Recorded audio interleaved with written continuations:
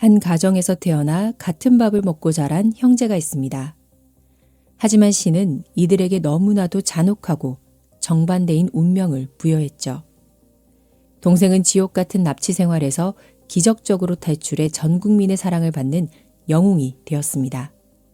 하지만 바로 그 순간 영웅의 바로 옆에 서 있던 형은 철저히 투명인간 취급을 당했죠. 쏟아지는 프레시 세례와 환호 속에서 형은 단 한 번의 따뜻한 위로조차 받지 못했습니다. 결핍된 사랑, 그리고 채워지지 않는 공허함, 그것은 소녀의 마음속에서 깊은 분노와 뒤틀린 어둠으로 자라났고 결국 걷잡을 수 없는 괴물을 잉태하고 말았습니다. 영웅의 그림자 속에 숨어있던 살인마, 그리고 평화로운 요세미티 국립공원을 피로 물들인 잔혹한 연쇄살인. 오늘 이야기는 엇갈린 운명의 두 형제, 그리고 그 끝에 기다리고 있던 비극에 관한 이야기입니다. 이야기를 시작하기 전에 구독과 함께 해주신다면 다음에도 더욱 흥미로운 사건으로 찾아뵙겠습니다. 엇갈린 운명, 돌아온 영웅과 소외된 그림자. 미국 캘리포니아 중부에 위치한 요세미티 국립공원, 무려 3,100제곱킬로미터에 달하는 광활한 면적, 해발 600m에서 4,000m를 오가는 험준한 지형. 1984년 유네스코 세계자연유산으로 지정될 만큼 경이로운 자연경관을 자랑하는 이곳은 전 세계 암벽 등반가들의 성지이자 아웃도어의 천국입니다. 매년 수많은 관광객이 대자연의 신비를 만끽하기 위해 이곳을 찾았죠. 하지만 이 아름다운 낙원에는 상상조차 하기 힘든 끔찍한 피해 역사가 서려 있습니다. 사건의 발단은 공원에서 멀지 않은 머세드라는 작은 마을에서 시작됩니다. 아몬드 숲과 복숭아 과수원으로 둘러싸인 평화로운 전원주택. 그곳에 스테이너 가족이 살고 있었습니다. 아버지 델버트와 어머니 케이, 그리고 5남매가 복잡거리며 사는 평범한 가족이었죠. 그 중에는 형 캐리와 남동생 스티븐도 있었습니다. 하지만 1972년 12월 4일, 이 가족의 행복은 산산조각납니다. 사랑스러운 남동생 스티븐이 흔적도 없이 실종된 것입니다. 가족과 경찰은 미친 듯이 스티븐을 찾아다녔죠. 하지만 1년이 지나고 5년이 지나고 무려 7년이라는 긴 시간이 흐를 때까지 단서 하나 발견되지 않았습니다. 모두가 희망을 잃어가던 그때 기적 같은 반전이 일어납니다. 1980년 3월 1일, 뼈까지 시린 추운 밤이었습니다. 캘리포니아 유카이아 경찰서 앞에 2명의 소년이 나타났습니다. 신발도 신지 않은 맨발에 누더기 같은 옷을 입고 추위에 떨고 있던 아이들. 놀랍게도 그중 한 명은 7년 전 사라졌던 스티븐 스테이너였습니다. 더욱 충격적인 건 스티븐이 혼자 돌아온 게 아니었다는 사실입니다. 그는 납치범에게 잡혀온 또 다른 5살 소년, 티모시 화이트를 데리고 함께 탈출했습니다. 불과 몇 시간 만에 이 소식은 산불처럼 번져 캘리포니아 전역을 뒤흔들었습니다. 경찰 조사에서 스티븐이 털어놓은 7년의 세월은 그야말로 지옥이었죠. 범인 케네스 파넬에게 납치된 후 그는 성적인 학대의 도구로 이용당했습니다. 반항이라도 할라치면 가죽 허리띠로 매질을 당하고 담뱃불로 지져지거나 빛 하나 없는 밀실에 갇혀야 했습니다. 범인은 7년 동안 캘리포니아 북부의 5개 카운티를 떠돌며 스티븐을 끌고 다녔습니다. 학교도 4번이나 전학시켰는데 그때마다 아버지 이름란에는 뻔뻔하게 자신의 이름을 적어 놓았죠. 스티븐이 성장하며 더 이상 어린아이 같지 않자 범인은 새로운 희생양을 찾아 5살 티모시 화이트를 납치했습니다. 스티븐은 어린 티모시가 자신과 똑같은 지옥을 겪게 할 수 없다고 생각했습니다. 결국 그는 범인이 방심한 틈을 타 티모시를 데리고 탈출을 감행합니다. 당시 그가 가진 돈은 고작 $14. 악마 같은 범인이 쫓아올까봐 두려움에 떨며 두 아이는 무려 60km가 넘는 거리를 히치하이킹과 도보로 이동했습니다. 유카이아 경찰서 간판이 보이고 나서야 그들은 비로소 안도의 숨을 내쉴 수 있었습니다. 3월 2일 새벽, 소식을 들은 스티븐의 부모님은 260km를 한달음에 달려왔습니다. 경찰서 앞은 이미 인파와 취재진으로 인산인해였죠. 7년 만에 돌아온 스티브는 단순한 생존자가 아닌 또 다른 아이를 구한 영웅이 되어 있었습니다. 유명 TV 프로그램 굿모닝 아메리카에 출연하고 뉴스에서는 연일 그의 용기를 찬양했습니다. 하지만 그 환호 속에 철저히 배제된 한 사람이 있었습니다. 바로 형 캐리였죠. 당시 17살이었던 캐리는 동생의 귀환을 기뻐하는 사람들 틈에서 무표정한 얼굴로 서 있었습니다. 그의 마음속 깊은 곳에서는 지독한 고독과 질투가 독버섯처럼 자라나고 있었죠. 이후 범인 케네스는 스티븐의 200페이지에 달하는 상세한 증언 덕분에 유죄 판결을 받았습니다. 아동 납치 사건에서 피해자의 증언만으로 유죄를 끌어낸 캘리포니아 최초의 사례였죠. 하지만 범인은 고작 5년 만에 복역하고 출소해 많은 이들의 공분을 사기도 했습니다. 반면 스티브는 영웅 대접을 받았습니다. 그의 이름을 딴 공원이 생기고 동상이 세워졌으며 MBC에서는 그의 이야기를 다큐멘터리 드라마로 제작해 4천만 명이 시청하는 대기록을 세웠죠. 스티브는 출연료를 받은 7만 달러로 집을 사고 결혼해서 두 아이의 아빠가 되었습니다. 그러나 비극은 끝나지 않았습니다. 1989년 9월 16일 퇴근길 오토바이를 몰던 24살의 스티브는 신호를 위반한 차량과 충돌하여 세상을 떠나고 맙니다. 부모님은 다시 한번 무너져 내렸죠. 그리고 장례식장 한편에 서 있던 형 캐리의 표정은 여전히 읽을 수 없을 만큼 차가웠습니다. 동생 스티븐의 영웅서사는 거기서 끝났지만 형 캐리의 끔찍한 이야기는 이제 막 시작되려 하고 있었습니다. 요세미티의 악몽, 증발해버린 3명의 여인들. 10년이라는 시간이 흐른 1999년 2월, 42세의 여성 캐롤 썬드는 딸 줄리 그리고 아르헨티나에서 온 교환학생 시비나를 데리고 여행길에 오릅니다. 캐롤은 성공한 부동산 사업가 남편 옌스와 함께 4아이를 키우는 어머니였죠. 이번 여행은 남편 없이 2 소녀와 함께하는 특별한 추억 여행이었습니다. 캘리포니아 유레카의 집을 떠나 샌프란시스코로 날아간 그들은 붉은색 폰티악 세단을 렌트했습니다. 스톡턴의 대학교를 견학하고 드디어 요세미티 국립공원 인근의 시도로치에 도착했습니다. 2월 14일 그들은 509호실에 짐을 풀었죠.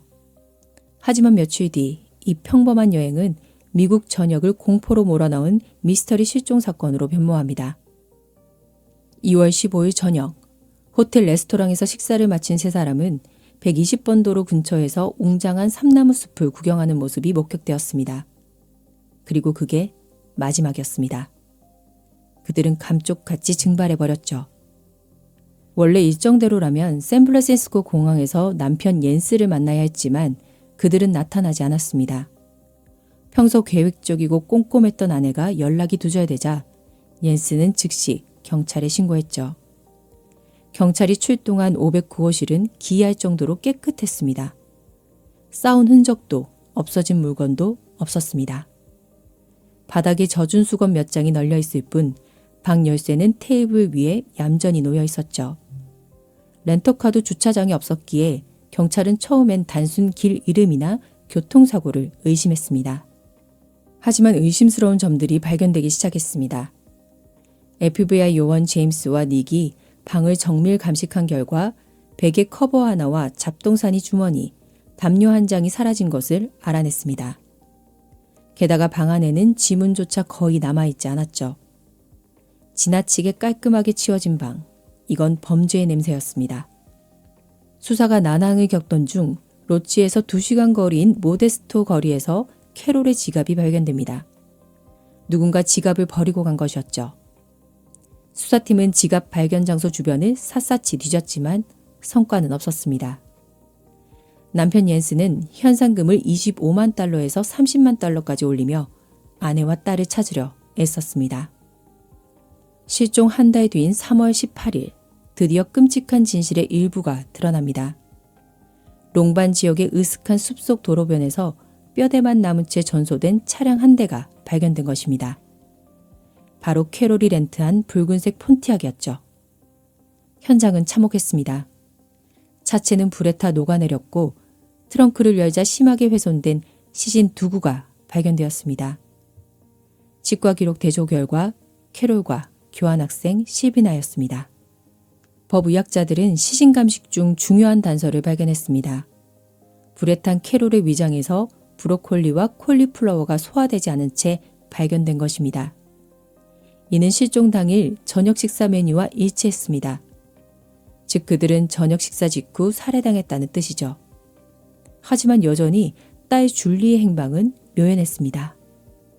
그때 수사본부로 소름 끼치는 편지 한 통이 도착합니다. 조잡하게 그려진 약도와 함께 적힌 한 문장. 우리는 이 여자와 아주 즐거운 시간을 보냈다. 범인은 경찰을 그리고 유가족을 조롱하고 있었습니다. 약도가 가리키는 돈페드로 저수지. 수색대는 그곳에서 끔찍한 모습으로 유기된 줄리의 시신을 발견합니다. 옷이 모두 벗겨진 채 목에는 날카로운 흉터가 있었고 자세는 범인의 도착적인 심리를 보여주는 듯 기괴했습니다. 현장에서는 주황색 섬유 조각이 발견되었는데 이는 앞서 발견된 불타버린 차량에서도 발견된 것과 동일했습니다. 명백한 연쇄살인이었죠. 경찰은 전과자들을 중심으로 용의자를 4명으로 좁혔지만 편지의 우표에서 발견된 지문과 침, 그리고 현장 증거물들이 그들과 일치하지 않았습니다. 수사는 다시 미궁 속으로 빠져들었습니다. 드러난 괴물의 정체. 나도 이제 유명해지겠군. 사건의 충격이 가시기도 전인 7월 22일 요세미티 공원에서 또 다른 살인사건이 발생합니다. 공원 내 연구소에서 일하던 26세의 자연학자 조이 암스트롱이 자신의 오두막에서 사라진 것입니다. 그녀의 오두막은 난장판이 되어 있었고 문 앞에는 깊게 패인 남성의 발자국이 선명했습니다. 누군가 조이를 강제로 끌고 간 흔적이었죠. 수사팀은 범인의 차량 타이어 자국을 추적했고 근처 개울가에서 조이의 시신을 발견했습니다. 그녀의 시신은 앞선 줄리의 시신과 매우 유사한 자세로 눕혀져 있었지만 더 충격적인 것은 시신의 머리 부분이 현장에서 사라졌다는 점이었습니다. 공포가 극에 달한 순간 공원 관리인에게 수상한 보고가 들어옵니다. 숲속 바위 위에서 한가롭게 일광욕을 즐기던 남자. 그의 파란색 지프차 옆에 있던 배낭에서 혈흔으로 의심되는 자국이 보였다는 것입니다. 그 남자는 바로 시더로지에서 일하던 수리공 캐리 스테이너였습니다. 수사관 제임스는 캐리를 신문했습니다. 캐리는 나는 오두막 근처엔 가지도 않았고 조이라는 여자도 모른다며 태연하게 부인했죠. 타이어 자국을 대조하고 침 샘플을 채취했지만 당장 구속할 결정적 증거가 없어 24시간 만에 풀어줘야 했습니다. 하지만 제임스 형사는 직감적으로 그에게 경고했습니다. 수사가 끝날 때까지 요세미티를 떠나지 마시오. 그러나 캐리는 풀려나자마자 짐을 싸서 도주했죠. 형사들이 그의 방을 급습했을 때 방은 이미 비어 있었습니다. 그리고 소름 돋는 사실 하나가 밝혀집니다. 캐리가 묵던 방의 창문은 몇 달 전 실종된 캐롤 일행이 묵었던 509호 객실을 정면으로 내려다보고 있었습니다. 그는 그곳에서 사냥감을 물색했던 것이죠. 전국에 수배령이 내려졌고 7월 23일 세크라멘토의 한 리조트에서 직원이 그를 알아보고 신고했습니다. FBI 요원이 총을 겨누며 다가갔을 때 캐리는 저항하지 않고 두 손을 들며 일어났죠. 그리고 체포되는 순간 입가에 묘한 미소를 띠며 이렇게 말했습니다. 나도 드디어 TV에 나올 수 있겠군. 취조실에 앉은 캐리 스테이너는 너무나 차분하게 자신의 모든 죄를 털어놓았습니다. 그의 입에서 나온 이야기는 동생 스티븐의 납치 사건부터 시작되었죠. 동생이 납치되었을 때 부모님은 나를 잊었습니다. 내가 겪은 성적 학대, 학교에서의 따돌림, 자폐 증상 아무도 신경 쓰지 않았죠. 동생이 영웅이 되어 돌아왔을 때 나는 그저 배경이었습니다. 그는 자신이 겪은 소외감과 박탈감이 자신을 괴물로 만들었다고 주장했습니다. 그는 2월 15일 밤 509호 창문 틈으로 새 여자가 노는 모습을 훔쳐봤다고 자백했습니다. 역시 환풍기를 고쳐주겠다며 방에 들어간 그는 총으로 세 사람을 위협해 묶었습니다. 그 자리에서 캐롤을 교살하고 시신을 트렁크에 실었죠. 그리고 옆방에서 시비나를 살해했습니다. 마지막으로 살아남은 줄리를 차에 태우고 돈페드로 저수지로 향했습니다. 그는 줄리를 데리고 호숫가에 앉아 동이 트는 것을 지켰죠. 그는 줄리에게 너를 좋아하게 됐다는 둥 헛소리를 늘어놓으며 자신의 뒤틀린 욕망을 채웠고 해가 떠오르는 아름다운 풍경 속에서 잔혹하게 그녀의 목숨을 빼앗았습니다. 그날 아침 일출은 정말 아름다웠어. 그가 형사에게 한 말이었습니다. 그 후 그는 시신을 유기하고 차를 불태우고 태어나기 직장으로 복귀해 수리공으로 일했습니다. 조이 암스트롱을 죽인 이유는 더 단순하고 끔찍했습니다. 산이 너무 조용해서 비명소리가 듣고 싶었을 뿐이야. 캐리 스테이너는 구치소에서 가진 언론 인터뷰에서도 내 이야기가 영화로 만들어질 수 있나?